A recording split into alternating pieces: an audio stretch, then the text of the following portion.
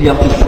فوانت برضه بتقرا على الحاجه دي، بعض الناس يتشكك في العلاج بالقران الكريم وبتاع. ده العلاج بالقران الكريم موجود، ولكن هي المشكله الكبيره قوي من يدعي انه بيعالج بالقران الكريم. لا هو كان هي دي المشكله.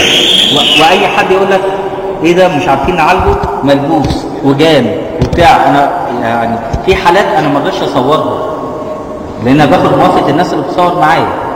فبتقول لي يا دكتور جوزي جاب لي 2 مشايخ والدي ملبوسه جان وقعدوا يخنقوني وانا واعيه تماما بكل كلمه انا بقولها.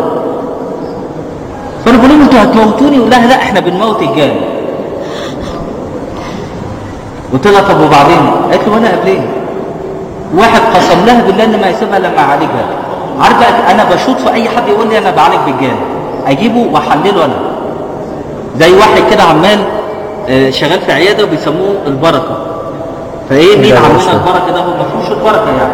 قال لك العياده جه في يوم ما بقاش في حد يخش، فيها اساتذه كبار جدا. فراح ده جه كده، العياده دي حد عملوه وعمل فيها ومرمي في الحته دي. طبعا دكاتره تعامل مع اطباء. يا عم الدرويش في ايه يعني؟ الموضوع لا مش كده خالص يعني. اظن خلاص انت حريه. تاني يوم مفيش حد جه وحالات كانت حاجزه وما بتجيش. ثالث يوم، رابع يوم، هنا بقى خيبه الامل. طب هات يا عم البركه.